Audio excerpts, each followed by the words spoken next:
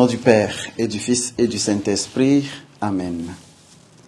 Ô viens, Esprit Saint, ouvre nos intelligences pour comprendre le message de l'Écriture sainte et le mettre en pratique. Amen. Évangile de Jésus-Christ selon saint Matthieu.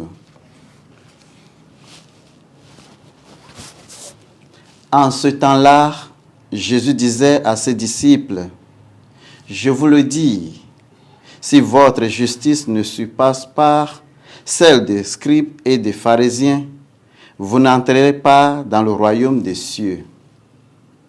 Vous avez appris qu'il était dit aux anciens, « Tu ne commettras pas de meurtre. » Et si quelqu'un commet un meurtre, il devrait passer en jugement. Eh bien, moi je vous dis, tout homme qui se met en colère contre son frère devait passer en jugement. Si quelqu'un insulte son frère, il devrait passer au tribunal. Si quelqu'un le traite de fou, il sera passible de la chaîne de feu. Donc, lorsque vous présentez ton offrande à l'autel, si là, tu te souviens que ton frère a quelque chose contre toi, laisse ton offrande là, devant l'autel, va d'abord te réconcilier avec ton frère et ensuite viens présenter ton offrande. Mets-toi vite d'abord avec ton adversaire pendant que tu es en chemin avec lui pour éviter que ton adversaire ne te livre au juge, le juge au garde et qu'on te jette en prison. Amen, je te le dis, tu ne sortiras pas avant d'avoir payé jusqu'au dernier sou. Acclamons la parole de Dieu. Bien-aimés du Seigneur, loué soit Jésus-Christ.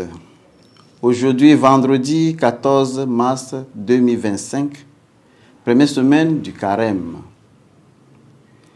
La lecture d'aujourd'hui porte sur la pénitence pour les torts que nous avons faits et la garantie de la miséricorde de Dieu.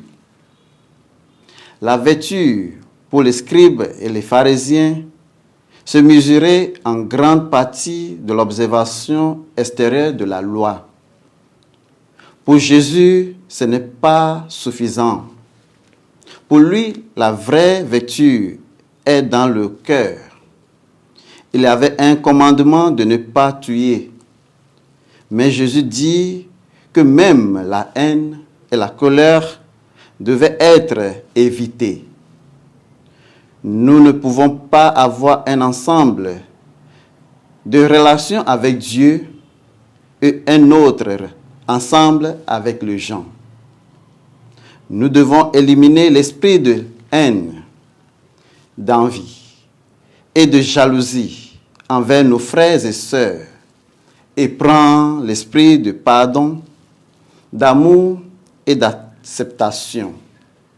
Car Dieu pardonne toujours nos péchés, quelle que soit leur gravité. C'est pourquoi nous devons faire de même avec nos prochains. Bien-aimés du Seigneur, à ce temps de carême, cherchez à pardonner tout ce qui te fait du tort. Au nom du Père, et du Fils, et du Saint-Esprit. Amen.